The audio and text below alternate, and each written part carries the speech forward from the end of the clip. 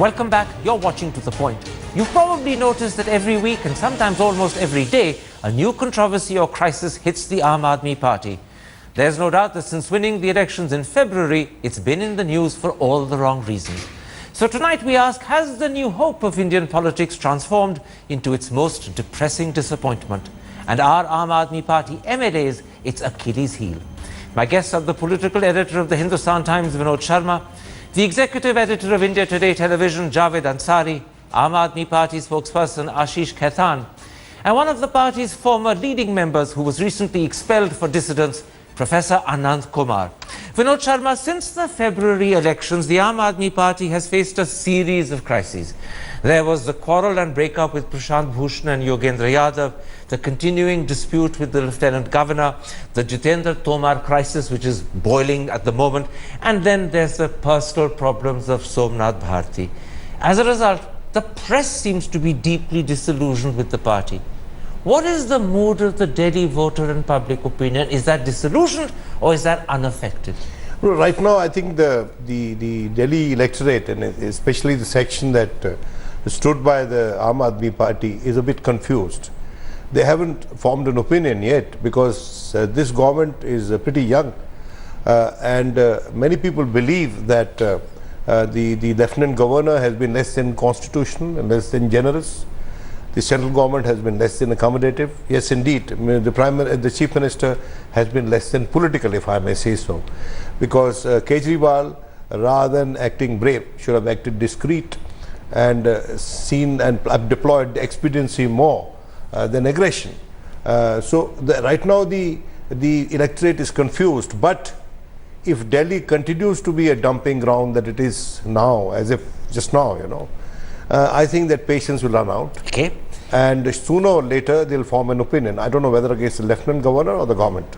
You know, Professor Anand Kumar, if Vinod Sharma is right, we're in that limbo period where people are confused, they don't have a clear idea who to blame and who to exonerate. But one of the key concerns that is emerging is about the quality of people that your former party has chosen as MLAs and then gone on to make ministers. That was highlighted by the Jitendra Tomar Somnath Bharti incident. It's now coming to the surface again, Professor Kumar, with Surinder Singh and Vishesh Ravi. And these are issues on which you and your colleagues had forewarned the Aam Aadmi Party that the wrong people were being chosen. Do you think the party is suffering today because they didn't heed your advice about these sort of people? Well, it's a very unfortunate development. Some of our friends took a calculated risk. They were so possessed by the fear of losing the election third time that winnability became overriding concern, and then irritations or aberrations were taken as part of the challenge. We all were willing to look into the complaints, but then some of us said that once we have a clear victory, we will be able to control the aberrations and it will not really become any problem. Prashant Bhushan thought always otherwise, and today it looks that the events are vindicating him. There are many ticking time bombs within the legislative party of Aam Aadmi Party, and these time bombs cannot be wished away. You can live in denial, but then they'll hit you in your face, as it happened with Mr. Jitendra Tomar. Javed Ansari, let's focus on Jitendra Tomar for a moment. It's now clear that not only were the documents and certificates that he submitted to the Bar Council of Delhi fraudulent and forged, but it appears that some of the RTI documents that he gave his own party leader Arvind Kejriwal in justification of his own position also turn out to be forged. It seems that he's emerging in the public eye as a sort of professional conman. He is. And what we gather from police investigations is that there is this institute in Roni, where for a sum of money, you can procure such documents. Mr. Tomar paid 2.5 lakhs and got these documents. And they also give you backup stuff. It's not just a degree, but backup material so that you can save yourself if you're caught. Unfortunately, that has not happened. And now that Mr. Kejriwal, he took Mr. Kejriwal and all the others for a ride. And now that they've realized, I am given to understand, my friend Ashish Khaitan will tell us whether it is likely to happen or not. But we are told that they are contemplating throwing him out of the party. Well, that is certainly the position as of last night. But today at the Sanjay Singh press conference, they've actually said that they've sent the matter to the in-house Lokpal, and therefore presumably there's a procedure that has to now be fulfilled before they expel. Ashish Khaitan, officially, your party is still in the position of defending Jitendra Tomar. But are you now prepared to accept two things? One, that this gentleman has let you down, and secondly, that people like him, I'm not just focusing on him exclusively, people like him were the wrong sort of people for the Aam Aadmi Party to have chosen. They damage the great hope of change, the great hope of reform that you hold out. First of all, we are deeply disappointed by not just Mr. Jitendra Tomar, but also by the likes of Mr. Yogendra Yadav and Prashant Bhushan. It's just not Jitendra Tomar who has betrayed the trust and the faith that the party reposed on him. It's also the likes of the people who had been expelled from the party. They had also betrayed the trust of the party. But I would like to tell you, whether it's Mr. Tomar or anybody else, I would like to tell something about Arvind Kejriwal. Even if it means taking action against his own brother, against his own family members, he will not think twice. If there is hard evidence that somebody has actually committed a wrong, indulged in corruption or unethical practice, this party will not think twice before throwing him or her out of the party. In the case of Mr. Jitendra Tomar, I would accept and admit very frankly and honestly that we were hoodwinked. We are hoodwinked by certain documents that Mr. Tomar showed us. On the face of it, those documents look genuine. Those documents seem to have been procured under RTI. But now it turns out that even those documents were forged. We certainly have no apparatus, no statutory power to investigate into the authenticity of those documents. The police is doing it now. We are not questioning the veracity of the facts that are coming out in public domain. We are taking them on their face value. We have referred the matter to the Lokpal, and if the Lokpal's findings are also concurrent with the findings of the police, then we will take necessary action, and it can be that he may be expelled from the party if what the police is saying actually turns out to be true. All right, that's a very honest and full answer. Let's then come, Vinod Sharma, to controversies that go beyond those to do with individuals and the inappropriateness of the sort of people they've got as MLAs. I'm talking about the continuing and escalating face-offs with senior civil servants. Yesterday, the Delhi government transferred a whopping 25 senior civil servants. I want to ask you this. Is good governance now being sacrificed and is instability being created? Is confusion being created? Are they creating bad blood with senior civil servants? Are they creating hurt feelings? No, I think that their strategy, their long-term game plan is to fetch statehood for Delhi. Well, there are immense incongruities in the situation as it exists today. I mean, here is a chief minister who can't appoint his own chief secretary. Which is a big contradiction. And I think that this contradiction was resolved in the past, Karan, by the political wisdom of those who were in power. I will cite you the example of... and that wisdom is missing this time around. Today, yes. And I think on both sides have to be blamed. But therefore, come back to my question. No doubt, as you say, this is part of a strategy to achieve statehood for Delhi. But the people being manipulated, moved around are senior civil servants. There seems to be an atmosphere of the government in Delhi locked in conflict with the civil servants of Delhi. 25 of them were shunted around. Are they creating confusion and instability in governance? It's a fit case, if I may say so, for the highest court in this country to take suo motu notice of the state of governance in Delhi, because the final word has to come from the courts now.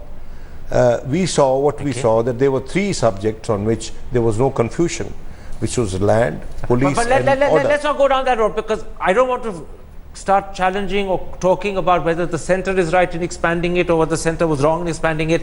Let's keep out of that. I want to stick to the confusion that the Delhi government is creating in terms of governance. Anand Kumar, one of the fears, apprehensions perhaps is a better word, is that these reshuffles, these conflicts between the Delhi government and the civil servants are not need-based.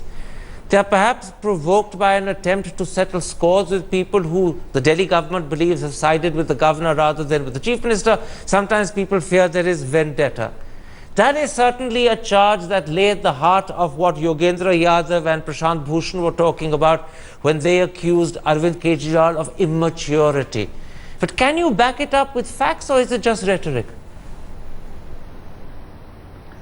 Well, you see, there are many rumors about what is happening and why it is happening.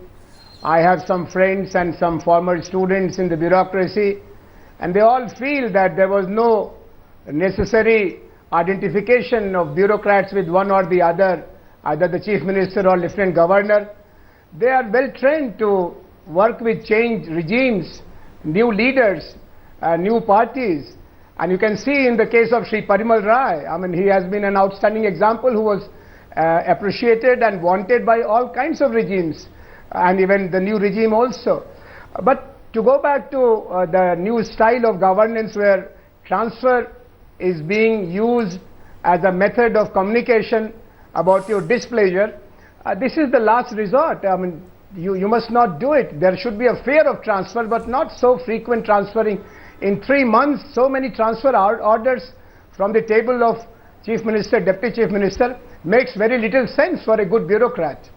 Javed Ansari, I'm going to quote today's Hindustan Times. This is what the paper writes. Senior Delhi government officials say because of the frequent reshuffling in almost every department, officers are not getting enough time to even settle down, leave aside work on projects. As someone who knows, what is the state of governance in Delhi today? Because this sort of report is deeply worrying. Karan, unfortunately, the Delhi administration is bogged down with a great amount of indecision and uncertainty. The officers are caught between the devil and the deep sea. If they follow what the LG says, Mr. Kejriwal transfers them. If they listen to if they issue orders at the behest of the chief minister, the LG overturns them. So what you're seeing now is the poor administration is suffering, and the officers are getting it from both sides. This is not the best example of good governance, certainly. And so is this demoralizing officers? Certainly, it's extremely demoralizing. I have friends and I know of people in the administration, they don't know who to turn to. And that's why they don't want to take decisions. Mr. Kejriwal has been complaining that nobody is taking decisions on file. All I'm getting is opinions. Ashish Khaitan, I for one want to accept and believe that your government and your chief minister want to provide good governance. Not just good governance, but new and different and effective governance. The problem is that whatever the reason, leave that aside, your present state of relationship with the bureaucracy is such that you're ending up creating uncertainty, instability, and probably bad blood. If you end up losing the trust and confidence of your bureaucrats, you can never govern. First of all, the services have to be in the service mode. Unfortunately, I am talking about the Indian administrative services. A large part of the Indian administrative services was not in service mode. This government, as you said, is not just determined to provide good governance, is also determined to provide path-breaking governance. Now, some of the changes that we are trying to bring about are certainly revolutionary and unprecedented in nature, which means the accountability of the services, which means transparency in our governance, which means this government, every small or big policy decision will be guided solely by public interest. Now, when you say that bad blood, now there are only certain few officers who are saying that, we are disenchanted with this government. You know that the number of officers, the number of employees who are working under this government, Indian administrative services, and the number of bureaucrats, the IS officers who have gone on record to complain or say that they are demoralized are not even 0.1% of the total administrative machinery. The total administrative machinery by and large is geared towards providing good governance to the city. Okay. It is unfortunate that LG and the centre in its wisdom has decided to encroach upon the constitutional functions that the constitution has mandated to the elected government of Delhi. That's a matter of deep regret. Okay. We are fighting out in the court. There are certain illegal and unconstitutional orders that we have refused to comply with. Okay. And but as Javed said, the matter is in the court, and let the court decide Absolutely. What are the powers and the functions of this government of Absolutely, of but Delhi? I want to pick up Vinod Sharma on how Ashish Khaitan began that answer. He began that answer by saying that services need to be in service mode, which suggests to the layman that there is something not in service mode about the attitude of the Delhi bureaucracy, that they're not cooperative, that they're not doing their work, that they're not actually willing to perform the service they're there to do. Do you agree, A, with that opinion of the Delhi bureaucracy, and B, by stating it in this way, is Mr. Khaitan going to win the support of the services, or is he going to alienate them? Well, of course, I mean, they have, it's a call that they have to take. But the fact remains that the cadre management of the IAS officers, the All India Civil Services, who are deployed in union territories, and Delhi is a union territory with a different name, is with the Ministry of Home Affairs. So these people would be more inclined to listen to the centre than to a government at in the state. For understandable reasons. For understandable reasons. They are all careerists. You see, let's accept one thing. Which means to accuse them of not being in service mode is not going to encourage them of course, to cooperate. I mean, it would encourage them, but I would only request the Delhi government that if there are areas in governance where they have greater powers. For instance, the Delhi government can give better civic services to the people of Delhi, though the municipal corporations are not with them, politically, but they can, because they have the financial powers to disperse money, and they can do a better job there. Anand Kumar, I want to draw your attention to a rather interesting, peculiar, but very sad story at the same time on the front page of today's Hindu.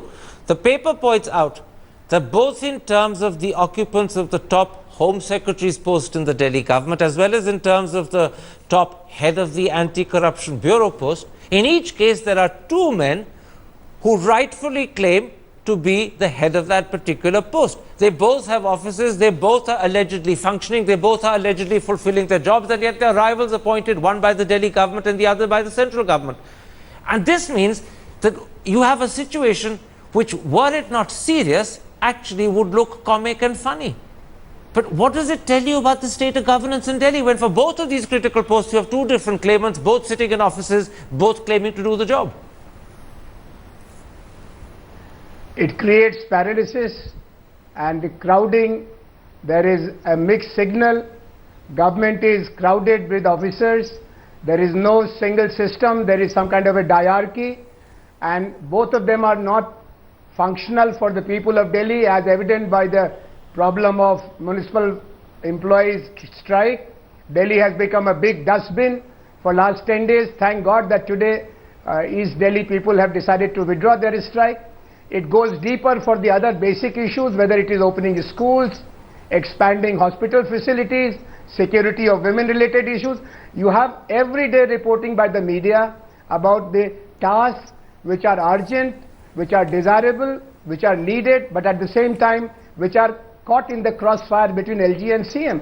CM has to realize that it is CM's post which is within the people's mandate, not LG. Okay. LGs can come and go, but they have to stay for 5 years in power, and if they fight with bureaucracy, which is their instrument, they will make a very bad start.